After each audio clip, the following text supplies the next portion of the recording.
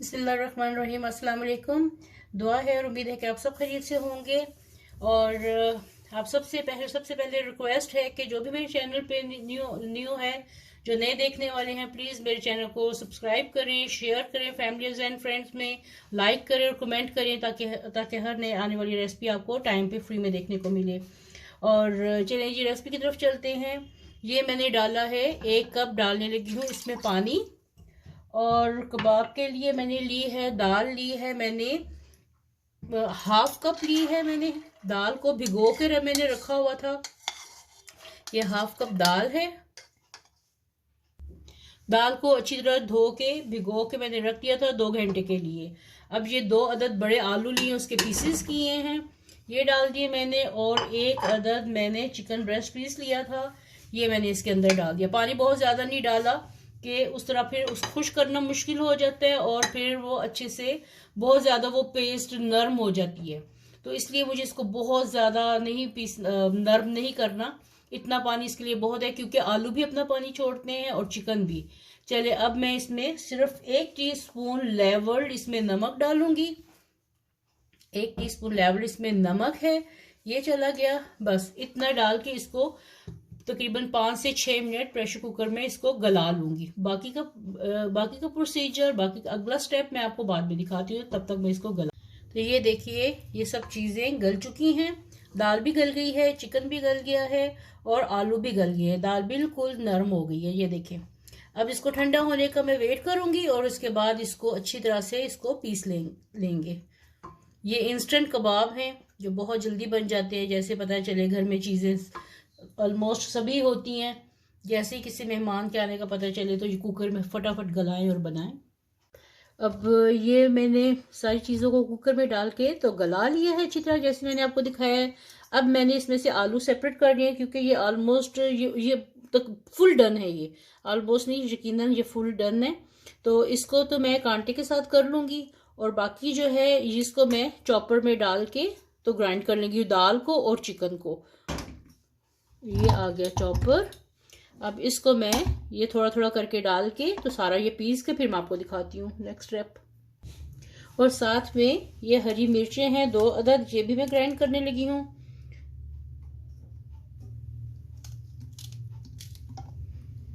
इसके साथ बहुत अच्छे से हो जाएंगी।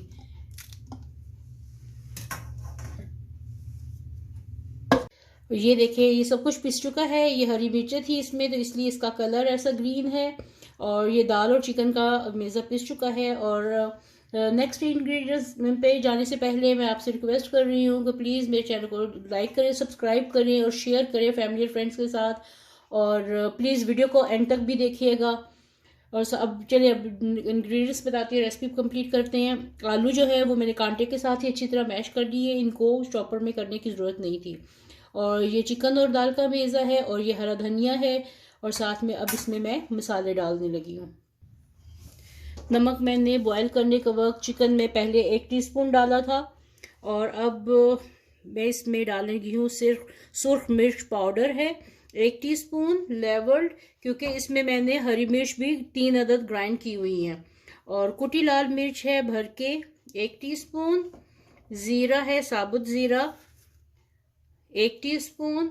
सूखा धनिया पाउडर है इसमें भर के 1.5 टीस्पून।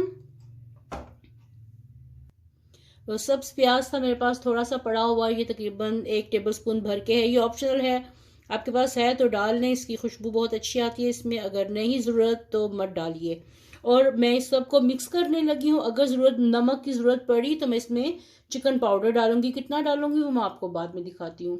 पहले मैं ये सब कुछ मिक्स कर लूँ। मसाला अच्छे से मिक्स हो गया है, लेकिन इसमें नमक की कमी है तो मैं 1/2 टीस्पून इसमें 1/2 टीस्पून लेवल इसमें नमक डालने लगी हूँ और 1/2 टीस्पून इसमें चिकन पाउडर डालने लगी हूँ।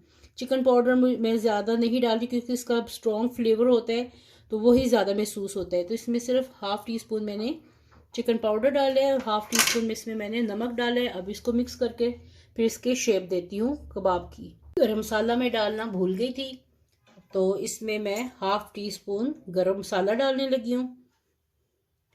ये गरम मसाला इसमें 1/2 टीस्पून चला गया। आप नमक मिर्च हस्बे जायका डालिएगा, जितनी आपको पसंद है या जितनी आपके घर में खाई जाती है उस हिसाब से आप नमक मिर्च का अंदाज़ा रखिएगा। अब इसको मिक्स करके फिर शेप देती हूँ। ये मटेरियल इतना अच्छा बना है, इतना टेस्टी बना है कि अगर आप इसमें जैसे आलू की रोटियां बनाते हैं, ये रोटियां इससे पराठे भी बनाएं तो बहुत मज़े के लगेंगे। बहुत टेस्टी ये बनी है, ज़रूर ये ट्राई कीजिएगा।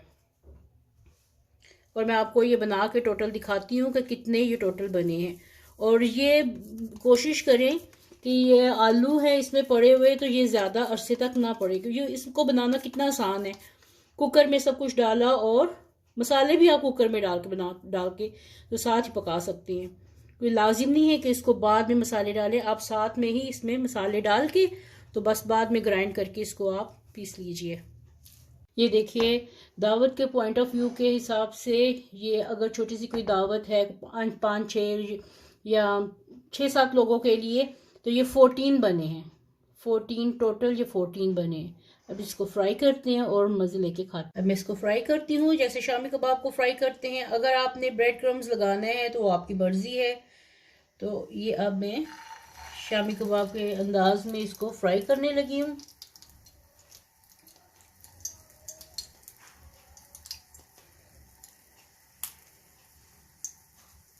शेप आप अपनी मर्जी से बना सकते हैं, इसके बेशक रॉकेट्स बना लें, कबाब बना लें, जो शेप आपने इसकी देनी है दे लें। ये मज़ेदार से कटलेट्स आपके चिकन, आलू और दाल के कटलेट्स रेडी हो गए हैं।